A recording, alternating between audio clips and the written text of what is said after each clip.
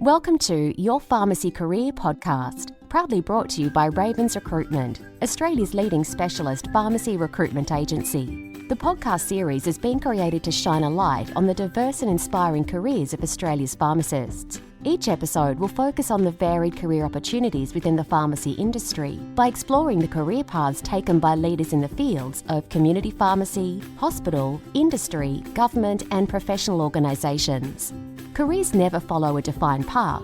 Everyone's story is different and unique in their own way. The podcast series will help you discover the world of opportunities that exist and reveal pathways to achieve your dreams and aspirations. Whether you are a pharmacy student, early career pharmacist, or simply looking for a change at any stage of your career, the podcast series is designed to help you navigate ways into a career and a life that you love. Your host of the podcast series is Ali Sue. Ali, herself a pharmacist, is now the founder of Global Pharmacy Entrepreneurs and a passionate advocate for pharmacists to grow, innovate, excel, and make a lasting impact in the world. It's now over to our host, Ali Sue. Welcome to Your Pharmacy Career Podcast. This is Ali Sue. Thank you for your support and feedback for our last episode. It was so good to hear from Mehek, the current president of the Victorian Pharmacy Student Association. If you are a pharmacy student and want to know how to get the most out of university life or become a student leader, make sure you listen to our last episode. Today, we're very lucky to have another special guest, Regina Cowie. Regina is the National Healthcare Service Manager at Australian Pharmaceutical Industries, API, one of the leading healthcare and beauty companies in Australia that is involved in pharmaceutical distribution, retailing, and manufacturing. In this episode, Regina shares her experience exploring the opportunities throughout Australia. Her experiences encompass various suburban, city, and remote settings, including rural and remote support in Darwin, Northern Territory. She also shares her insights and offers her advice to empower all students and pharmacists alike to establish a successful pharmacy career. Without further ado, let's welcome Regina. Hi, Regina. How are you today? I'm well, thank you, Ali. We're so glad to have you on the show. You have this really special pharmacist role, and now I'm sure a lot of pharmacy students and early career pharmacists are really curious and wanted to know more exactly what you do day in and day out. So tell us more about, first of all, how did you get into pharmacy and what you are working on now? So thanks for having me be part of this podcast. It's a great honour and pleasure. I don't usually like talking about myself, so for you to convince me to do this is a tick. My role is quite special, and I feel very lucky and privileged to have such great supporting network and work for such a fantastic company. So I grew up in Sydney, and I really didn't have an interest in pharmacy, to be honest. I was very much focused on exercise, diet, and wellness in that space, and eventually I got into a exercise and sports medicine degree at Sydney Uni, but I started working part-time at a pharmacy that was attached to a dermatologist, and it was quite interesting the amount of work that we received from this dermatologist who was 15 years ago quite revolutionary and did things quite differently, and we were making lotions and potions and creams that I think outside of normal pharmacy practice it is quite rare. Now we'd call that a compounding pharmacy. Back in those days there were no formalised approach to compounding. So that got me quite interested in pharmacy, and I had some great mentors at Sydney Uni who said, well, it's probably best you finish this degree and then go into pharmacy. And I did a lot of my anatomy and physiology, so I got quite a bit of credit moving into pharmacy, and I completed my pharmacy up at James Cook University up in Townsville. And the reason for that was really the diversity. I wanted to do something quite different. I wanted to not just be a pharmacist who worked in a city pharmacy who dispensed and counselled patients on sore throats and dispensing amoxil. I wanted something more. So I thought if I either moved up north or over to WA, I'd be exposed to more rural and remote pharmacy practice. Wow. So moving from Sydney to Townsville, that's a big jump. It's a massive jump, Ali. And I remember getting off the plane and it was raining and I saw a cane toad for the first time in my life and just started crying, thinking, what have I done? Never seen a cane toad before. And it was definitely the right move.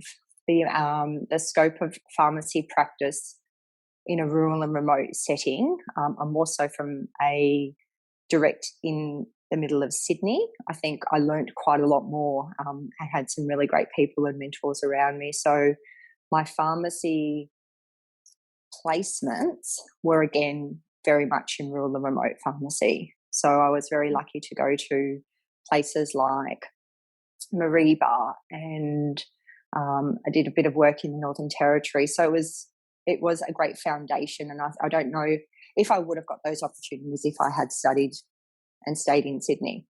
After you graduated from, pharmacy school in Townsville, then what happened? Where did you go? Yeah, so this is really a challenge for a young pharmacist because you want to get an internship and you want to learn as much as possible. And I've always had this vision of making significant changes to people's lives and helping people in the community, and not just in my community for a community pharmacist perspective, but on a larger scale. So I always had grand ambitions and changing the world and doing things differently. So I was working for Maloof and they taught me a lot of great things. I did my internship at New Farm. I learned a lot of their processes and systems and really about how you communicate effectively in care. And then I was offered an opportunity after I finished my internship to manage a pharmacy. Now, as a young pharmacist, those opportunities don't usually come as readily. So I took this offer and it was in Darwin. And I had visions of the same thing happening when I got off the plane in Townsville, and it happened exactly the same when I got off the plane in Darwin. I'd never felt such extreme heat. And again, started crying, going, what have I done? I've moved to this oven of a place to further my career. And again, I learnt amazing things up there.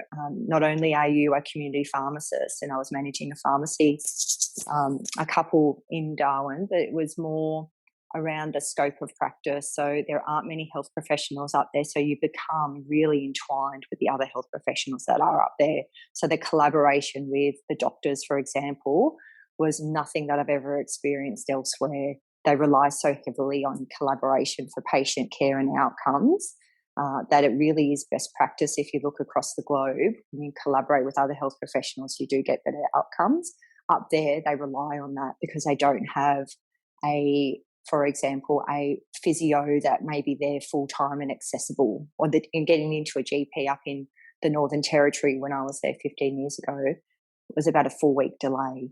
And so you'd have a lot of aspects of pharmacy that then just extended, not just from treating people, but we did a lot of veterinary pharmacy care. So we had to increase our knowledge on how to treat horses for particular diseases and viruses, and cows and cattle. And then I was lucky enough in the pharmacies I managed, we supported quite a few Aboriginal communities. So worked with the Royal Flying Doctors and was able to fly in and fly out of Aboriginal communities and support them through depot pharmacies as well. So that scope of practice is phenomenal when you move out of the big cities. Not so much in the big cities because you have those networks already established. There are thousands of physios, there are thousands of OTs, whereas in rural areas there aren't that many. So you do have to learn quickly, learn fast, and ask a lot of questions to help support your patients as best you can in other areas, not just in what you specialise in, which is medicine. So that was quite interesting, and I did love living up in the Territory.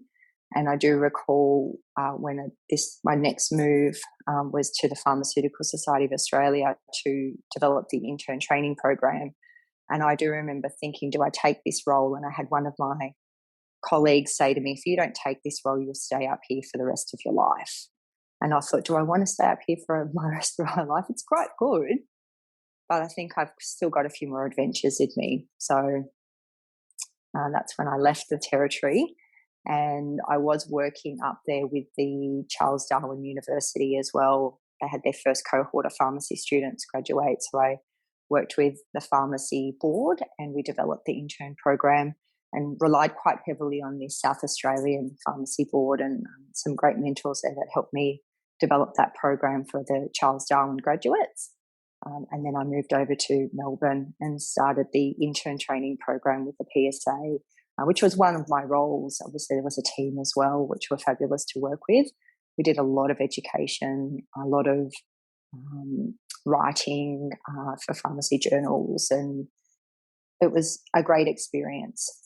So that's my rural and remote background. And then after 4 years at the PSA, was seeking a different role, and API then presented itself to me to say, would you like to come and join us? We're experiencing great growth in pharmacy, great growth in what we're doing, and we need more pharmacists to help deliver that vision.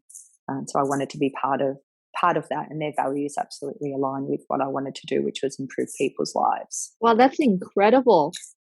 I know that you're very adventurous and you love to explore, but how can we help other pharmacy students and early career pharmacists to step out of that comfort zone? What made you step out of your comfort zone? And can you share with us your experience?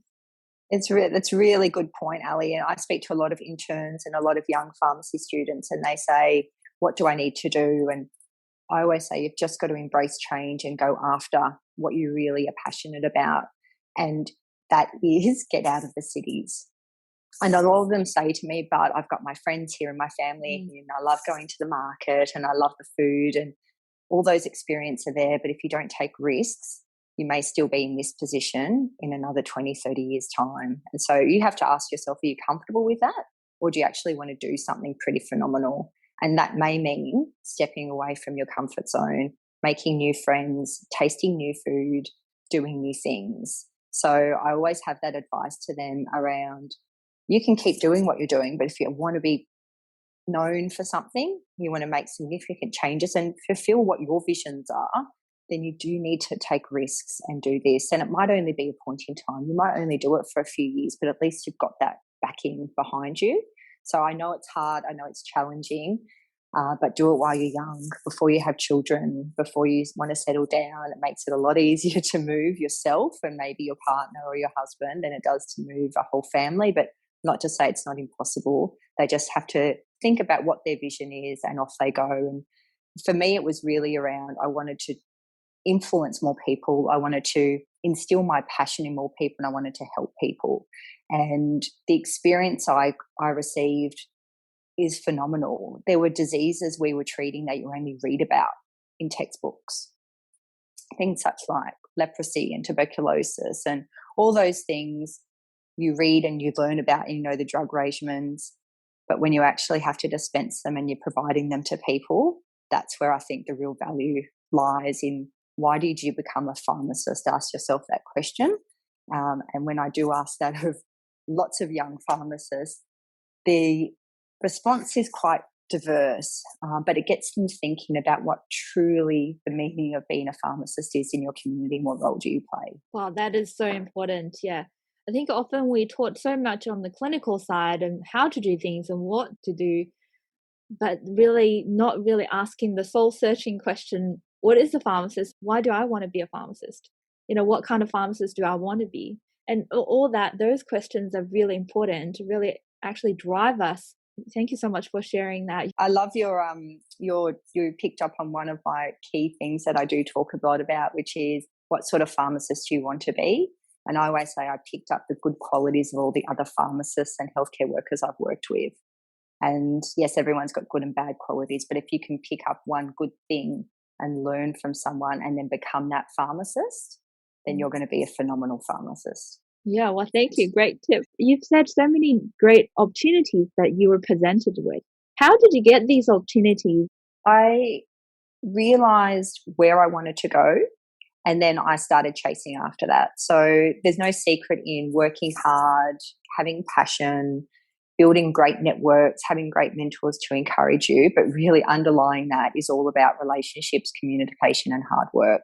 I had nothing given to me. I worked incredibly hard to get where I am today, and still do. There was very challenging times, absolutely. And it's how do you build resilience to get over those barriers and get through. And there's a lot of male and female talk. There's a lot of have you got enough experience, not enough experience talk. It's how do you present yourself to be the best candidate for that position. And that's what I think I'm able to plan. I'm able to sit down. I'm able to work out exactly what I can bring to particular roles, and then have the ability to communicate that quite well and articulate how I can step up what they're actually trying to achieve. So it doesn't happen overnight. Goodness, I've been a pharmacist now for decades, but it does make you realise that nothing comes easy. You do have to work incredibly hard to get where you want to be, but you have to have a plan. Where is it that you want to go to? How do you think you'll get there, and who do you need to help you to get to those places? Did you have any role models and mentors that help you to design this path or knowing where you want to go? I do, absolutely. I've had some really strong family members who helped me. My mum passed away when I was in my 20s, so my auntie stepped in as that mum role model and encouraged me and supported me with the visions that I was trying to achieve. I have some great pharmacy mentors who are still in my life, and I call on them quite regularly. And then I've got mentors outside of pharmacy, which is very important. How do you diversify? Because pharmacy is one component of healthcare, but I work quite closely with mentors in other allied health areas as well that I call on, and now have become quite we're friends. So that's the ultimate. If you can have open and honest conversations with people who are there to support you, who make you a better person, and you're able to have conversations with them that cover everything from A to Z, then you've got a great mentor. You don't have to specifically call out the fact that that's my mentor, but if you can think of someone who you need in your life to support you, to pick you up when you're having a bad day, to give you some advice, who won't judge you, then that's a real friend and your mentor that you need to have. So I've had a few really strong ones. I've had a few that have faded away as you progress through your life, but everything's a journey, everything's a point in time. So I'm hoping I'll have a few more mentors come to me in the next few decades to help support me in my next chapter. So what are some of the lessons that really helped you or you learned that shape your entire career? I think one of the big lessons is ask questions. Don't be afraid to ask questions and seek information. And I always like to be prepared. So I never attend anything unless I've done reading. I know exactly what it's about. I've got some background information. I plan a lot. I plan a lot of things out to the nth, sometimes a little bit too detailed. And then I've learnt over time that you don't have to be a perfectionist. If you get to 80 or 90%, sometimes it's worth going. Otherwise, you'll never get anything done. So those are the key things. Also, just continue to be passionate about what you're doing. If it doesn't drive passion, then maybe you need to consider, do I need to change or do something different? But I wake up every day loving what I do. So that's really the key. If you don't love what you do, then have a rethink, because there's something out there that you will love doing every day. Yeah, definitely. So now you're the National Health Service Manager at API. And what do you actually do every day on a daily basis? Wow, Ali, that's a really interesting question, because no 2 days in my calendar are the same. Okay.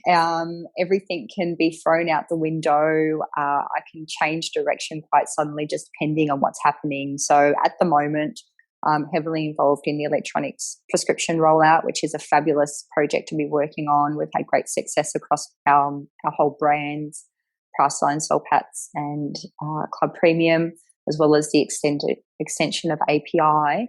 And that could change in a moment if there's a telehealth government announcement or a media release that needs to be actioned or reviewed. So I'm also now working on the COVID rollout, again, moving components of COVID every day. There's always a change, there's always an update. So when I have a plan of what I think I'm going to do today, it may get thrown out the window.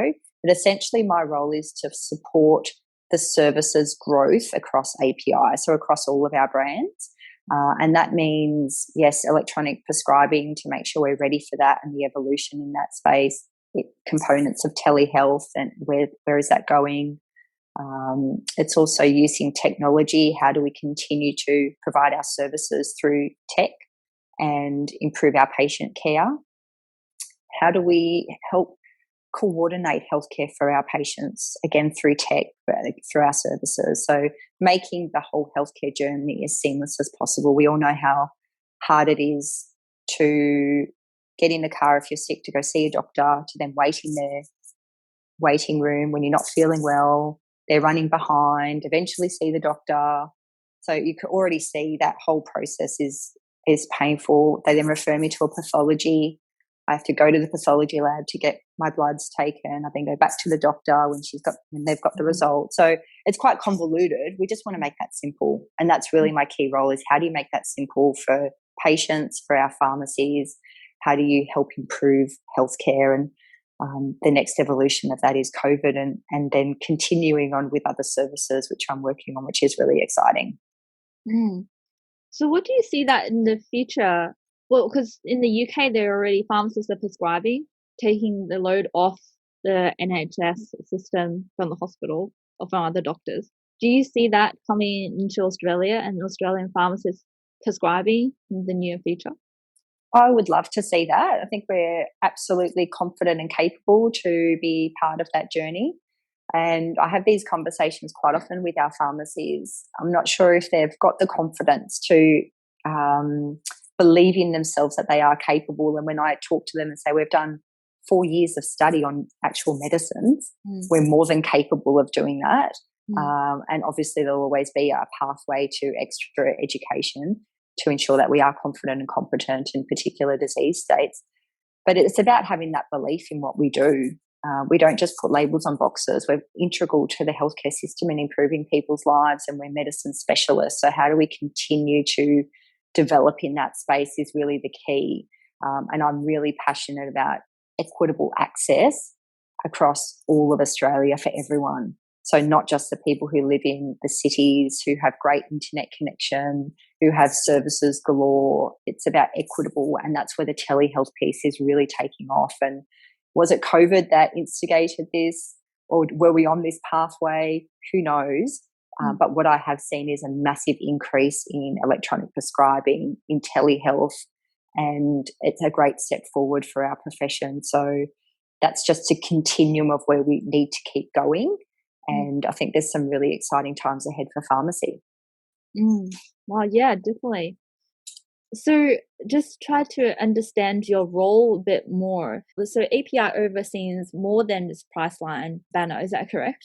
Yeah, so before I moved into the National Healthcare Services role, I was actually the National Dispensary Manager for Priceline Pharmacy. So I had a team of pharmacists that worked for me, and our role was around focusing on Priceline Pharmacy only, and that was to do with the growth of the network, ensuring that our pharmacies were profitable, and ensuring that the services aligned with all of those visions and our goals. So that was quite an exciting time. We had exceptional growth, and as a result of that, we realised the focus is health of the people, our customers, our pharmacies is really the key. And 18 months ago, Richard, our CEO, who's fabulous, decided that he was going to create a healthcare services team. And that's headed up by my boss, who's a GM of healthcare services, Rob Tassie, and I report into him. And so our role now is not just to support Priceline pharmacies, to support all of API to achieve those same goals. So it's all about innovation in this space, healthcare services, ensuring that our network continues to grow and be profitable.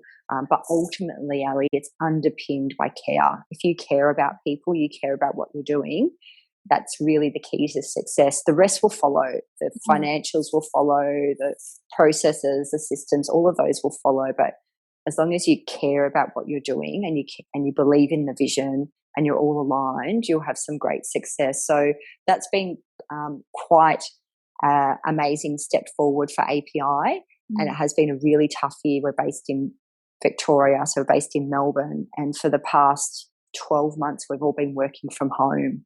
So to be able to innovate and collaborate and do workshops all online has been definitely a change for us, but we're achieving some great things. So hopefully COVID normal comes sooner than later and we get to some sort of ability where we can get back into face-to-face, because that really is the key for me. It's about the whole networking, collaboration. I always say it's a lot better value the 2 minutes you walk to a meeting than sometimes the whole half-hour meeting itself. It's those walking discussions that you have that really make a big difference. Wow, I'm just so excited about the future of pharmacy, that you talk about care for people and then the equal access, and I love that. I think that's a lot of pharmacists. The reason why we're a pharmacist is we want to help our community. We want to help people. We want to help those elderly as well as the little kids anytime when they have questions. Because we do see models in pharmacies that, is about the sales, and we need to push add-on sales that still have that culture of selling focused. So how can we help other pharmacists to realize, hey, our leaders in the pharmacy field are looking at how can we bring more care and how can we support our community? What's the gap in between? How can we share with our pharmacists, or as pharmacy student or early career pharmacists, the way how they can develop, and that is see the hope that they can really provide care to the community? Yeah, that's a really difficult one to answer, Ali, and I understand, I work for API. We have brands of pharmacy. I understand the commercial aspect and the retail need. However, if you care, and I always go back to this care, and you have that vision to succeed, your customers will do everything they can and listen to you. So it's not about selling. It's about providing them with all the information they need to have a successful recovery or management of their condition. So I'll give you an example. We really do push education around complete care in our model, and the example I'll give is around someone coming in for a conjunctivitis, for example. So I'll come in for conjunctivitis, you ask all the right questions, and are they pregnant, breastfeeding, any allergies, all that sort of stuff. You go through the process and you sell them whatever products you need. But then it's also about saying to the female that's coming in, make sure you throw away your mascara, and we're able to give you a mascara in replacement of that once your eye's healed, so then you don't reinfect yourself. Make sure that you wash your pillowcase. Make sure. So you're just adding on all those little components, and you're not selling. You're giving them the complete solution to fix their problem. And I know many times, being a pharmacist at API, I get asked a lot of questions by our staff in the tea room, for example, if I'm making a cup of tea. And one that is quite memorable, she came to me and she said, I've got a cold sore, what do I do? So I wrote down what she should get at the pharmacy, and she came back and she said, and the pharmacist gave me 1, 2, 3, and it was 4 products, and great things such as sunscreen and a lip balm and all those sort of things. And I thought, wow, that is exceptional care. And I said to her, how much did all that cost you? She said, I don't care. If it fixes me, that's what I care about.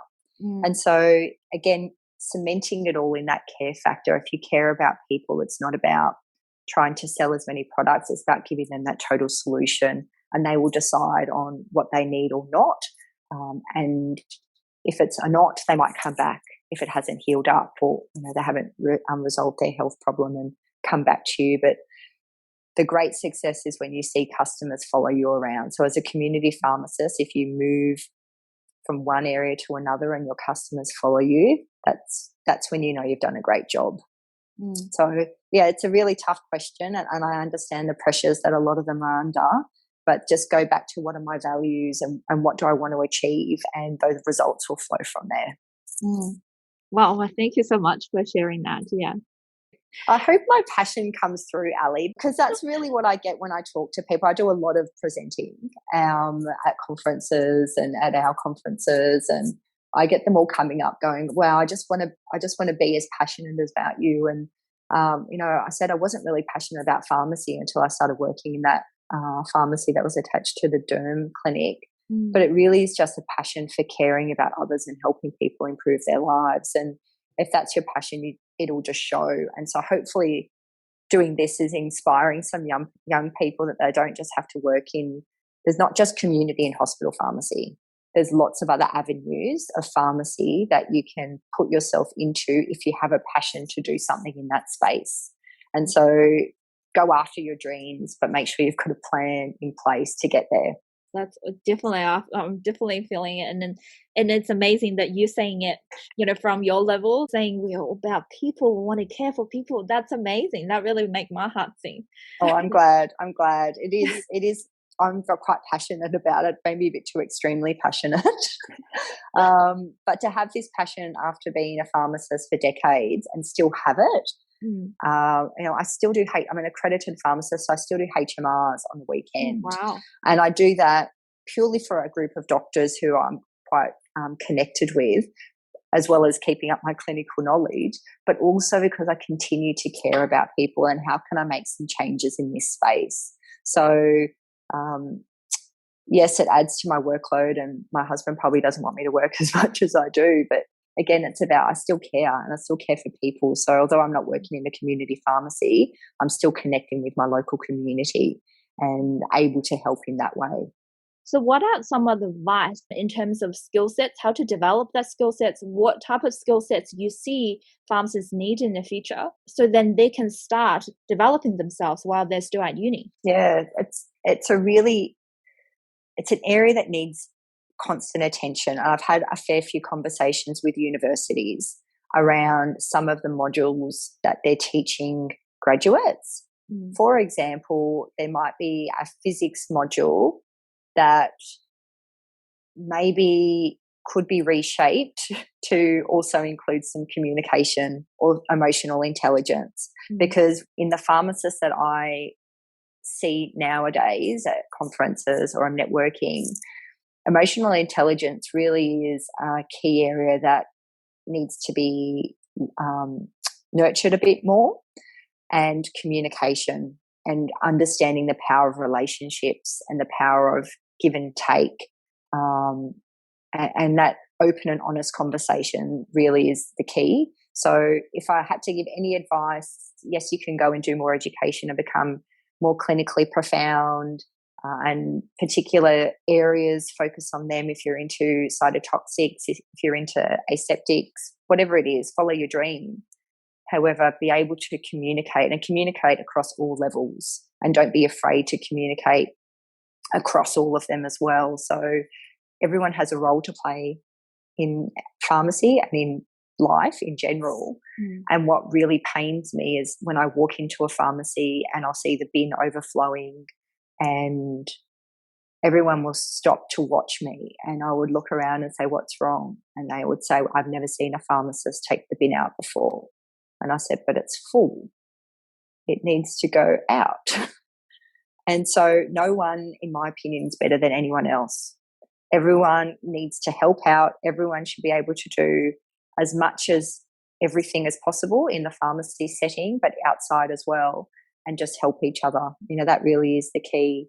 So if you can build on all those skill sets, you'll set yourself up for life, regardless if you're not the smartest in the room or you don't have the strongest clinical knowledge, but you're able to care, you're able to listen, you're able to understand, you're able to ask the right questions, and you're able to ask for help, and you have high emotional intelligence. That's really what we're looking for in pharmacy nowadays, and customers respond incredibly well to all of that. I'm just out of interest, was a lot of pharmacists wanted to spend more time on the floor, and that takes a lot of energy. At the same time, they have to punch through all the dispensing, all the scripts and checking, and and also now injecting, injections and CPAP. And how do pharmacists, how can pharmacists be able to do everything but still give all full attention to customers and give that level of care when we have so much going on? Just want to hear from your perspective. Yeah, I don't think pharmacists should ever be dispensing, ever. I could train my 9-year-old to dispense and put a label on a box and how to read a script. And now with electronic prescribing and things up in the cloud, the reduction in errors is, pretty insignificant. So pharmacists should be out there talking to their patients, working on their services, yes, vaccinating, and everyone has their role to play. And you shouldn't be in the dispensary. So when I first moved to Priceline Pharmacy, one of the key areas was getting those pharmacists out from behind the counter. So what we did was change the dispensary design and remove the counter. So there weren't two benches anymore. There was only one bench, so they had nowhere to hide. And so we were forcing them out the front there, talking to their customers and doing things differently, because change of behaviour is incredibly difficult, as I'm sure you're aware. It takes a long time, and sometimes you need to force people into a situation before they realise that actually, yes, this is the better way to do things. So we trialled a few things. We changed the way we did things. We changed physical settings. I understand there's lots going on. There's always lots going on, and it's not going to get any easier. This year is going to be quite intense with flu and COVID and everything else that's happening in the marketplace and in your pharmacy. But it's no different to anyone else. And I remember talking to one of my friends over in the UK, and she was doing hundreds of scripts a day, as well as vaccinating for flu, as well as their medication initiation program, similar to our meds checks, lots and lots of other things. And I said, how do you do it? And she said, but that's what I was trained to do. I'm a pharmacist and I'm trained to care. And the admin support, I get that from my techs and I get that from my assistants. But the piece around, yes, I've got lots to do, she said, I get it, but that's what I was trained to do. And I love coming into work every day, so you don't feel like you're overwhelmed. If you, again, underlying that is your passion to help people. So, yeah, it is busy. I get it. I've been a community pharmacist. I've done lots of different things, and it's relentless. You don't walk away at the end of the day and go, well, I've got nothing to do. There's always something to do, and there's always someone who needs your care. But that's just life. You're juggling things in your life as well as your work. So it's about prioritizing. It's about empowering people in your pharmacy to lead particular projects. So if you were doing something in the sleep space, have a lead in that area who's your expert, who then trains others who have probably not as much knowledge, but some knowledge so they can support if that person's not here. It's how do you build these businesses really within a total business to really succeed. So yeah, it is a challenge, and hopefully there are some great leaders out there who can support the younger pharmacists in how to do that. Well, thank you for sharing that. If you have to start everything again, what would you do differently? I've always thought I wouldn't mind going overseas and working and doing some outreach services in one of the islands. So possibly if that opportunity came up again, I would take that. So it might be up in the islands off the Tiwi, or it might be through Vanuatu or Fiji or somewhere where they need some significant health procedures in place to improve their health and wellness over there. They had a measles outbreak in one of the islands over the last few years, and they got on top of that pretty rapidly. So there are some opportunities in that space that I maybe could have jumped on, but maybe wasn't brave enough when I was a younger pharmacist and didn't have as much experience as I have now. But ultimately, it's maybe asking a few more questions as well. So why do we do things a certain way? What made us do it this way? Do you think we could do it this way and change it, and have a little bit more confidence in my ability to influence and change things, which I've been able to do across scale now, which has been quite fabulous. So not only just working on Priceline, but across the whole API, which is quite significant. What advice would you give a student who's about to graduate from university and is looking for internship opportunities? What advice would you give to them?